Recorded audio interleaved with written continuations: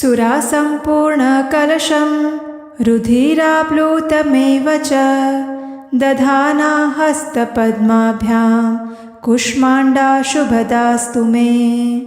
इस समय शारदीय नवरात्रि का सुंदर पावन पर्व चल रहा है। नवरात्रि यानी माँ दुर्गा देवी भगवती की उपासना और पूजा करने का शुभ समय, देवी माँ को प्रसन्न करने का सुवर्ण अवसर, जिसमें भक्त और साधक अपनी आध्यात्मिक साधना को तीव्र बनाते हैं, विशेष संकल्प लेते हैं, उपासना करते हैं और तपस्या का पालन करते हैं। ऐसे महानवरात्रि पर्व के अंतर्गत चौथे दिन पर माता कुष्मांडा की पूजा आराधना की जाती है। देवी दुर्गा का ये स्वरूप संपूर्ण ब्रह्मांड की ऊर्जा का प्रतीक स्वरूप है। देवी कुष्मांडा जगत जननी देवी भगवती का ही अंश विस्तार है और आज के इस नवरात्रि का प्रत्येक दिन एक नई अनुभूति लेकर आता है। 9 दिनों में माँ दुर्गा के अनेक प्रकार के 9 स्वरूपों की आराधना होती है और ये प्रत्येक स्वरूप हमें अलग ही जीवन संदेश देकर जाता है।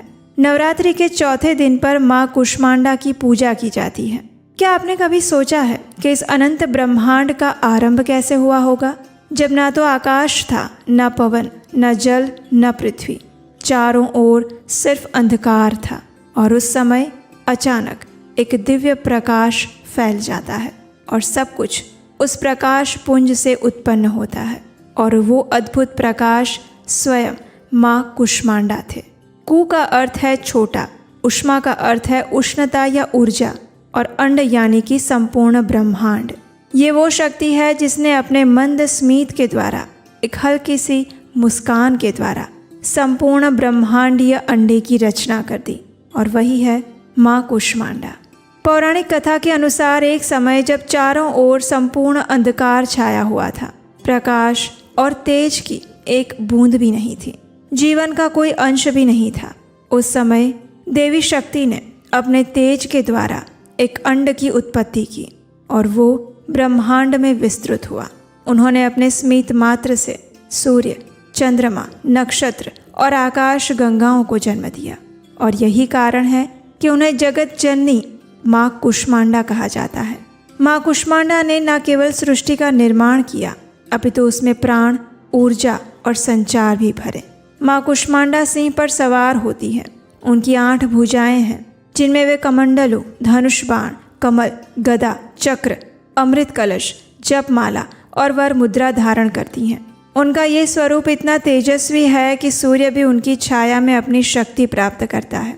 शास्त्रों के अनुसार माँ कुष्मांडा का निवास स्थान सूर्य मंडल में है। उसके केंद्र बिंदु पर सामान्य मनुष्य या प्राणी सूर्य की प्रचंडता को सहन नहीं कर सकते, लेकिन माँ उसी सूर्यलोक में आनंद पूर्वक निवास करती हैं और अपने भक्तों की रक्षा करती हैं। देवी भागवत और पुराणों में विस्तार से वर्णन आता है कि जब कुछ भी अस्तित्व में नहीं था, उस समय माँ कुष्मांडा प्रकट हुई थी। वे प्रथम शक्ति थी जिन्होंने 5 महाभूत यानी कि जल, वायु, अग्नि, आकाश और पृथ्वी की रचना की। उन्होंने देवताओं, ऋषियों, ग्रहों और तारों को प्रकट किया।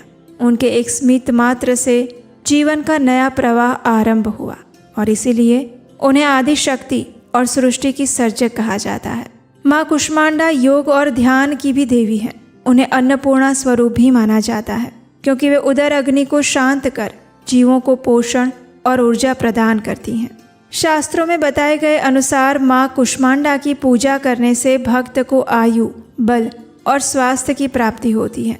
पुराने रोग और मानसिक क्लेश दूर हो जाते हैं। जीवन में समृद्धि और आत्मविश्वास बढ़ता है। जो भक्त पूर्ण श्रद्धा से उनकी आराधना करते हैं, उनके जीवन में निर्णय लेने की शक्ति आती है और उनके मार्ग के सभी अवरोध समाप्त हो जाते हैं। आइए अब देखते हैं कि माँ कुष्मांडा की पूजा करने की विधि क्या है। तो नवरात्रि के चौथे दिन पर प्रातः काल में स्नान करके घर और पूजा स्थान को गंगा जल से शुद्ध करें। जहाँ पर आपने कलश की स्थापना की हुई है, वहाँ पर आप माँ कुष्मांडा की भी स्थापना कर सकते हैं, उनके चित्र या उनके विग्रह की। उसके बाद उन्हें पुष्प, धूप, दीप, अक्षत, कुमकुम और चंदन अर्पित करें। माँ कुष्मांडा को विशेष रूप से सफ़ेद कुम्हाड़े का भोग अर्पित करने की परंपरा है, जिसे सरल शब्दों में पेठा कहा जाता है। मान्यता है कि कुम्हाड़ ब्रह्मांड का प्रतीक है और माँ उस ब्रह्मांड के केंद्र में स्थित है। इसलिए नवरात्रि के चौथे दिन उसे भोग रूप में माँ को अर्पित किया जाता है। अगर वो संपूर्ण कुम्हाड़ा उपलब्ध ना हो तो पेठे का प्रसाद भी अर्पित किया जा सकता है। उसके बाद देवी कुष्मांडा को अर्पित भोग में फल, दही, मिठाई और हलवा भी अर्पित किया जा सकता है। भोग लगाने के बाद देवी माँ की आरती और स्तुति करनी चाहिए, उनकी कथा का श्रवण करना चाहिए और फिर उस प्रसाद को सभी में वितरित करना चाहिए। संपूर्ण दिन के दौरान देवी कुष्मांडा के इस मंत्र का जप करना चाहिए, ओम कुष्मांडायै नमः। इस प्रकार संपूर्ण दिन में अधिक से अधिक संख्या में देवी का ये जप किया जाता है। इस जप से रोग, शोक और संकट दूर हो जाते हैं। साधक के अंदर आत्मविश्वास और मानसिक शांति में वृद्धि होती है। और इस प्रकार संपूर्ण पूजा विधि करने के बाद देवी कुष्मांडा के पवित्र नामों का जप करने के बाद हृदय पूर्वक उनसे इस प्रकार प्रार्थना करनी चाहिए, हे माँ, जिस प्रकार आपने अपने स्मित से संपूर्ण ब्रह्मांड को जन्म दिया, उसी प्रकार आप मेरे जीवन के अंधकार को दूर कीजिए। मुझे भक्ति, बल और ज्ञान दीजिए और मेरे हृदय को आध्यात्मिक प्रकाश से भर दीजिए। आपकी कृपा मुझ पर और मेरे परिवार पर सदैव बनी रहे। इस प्रकार नवरात्रि के चौथे दिन पर माँ कुष्मांडा की विधिवत पूजा आराधना करके उनकी उपासना करनी चाहिए, उनसे विशेष प्रार्थना करनी चाहिए। और यही थी हमारी आज की नवरात्रि व्रत कथा। आशा है ये कथा आपको अच्छी लगी होगी।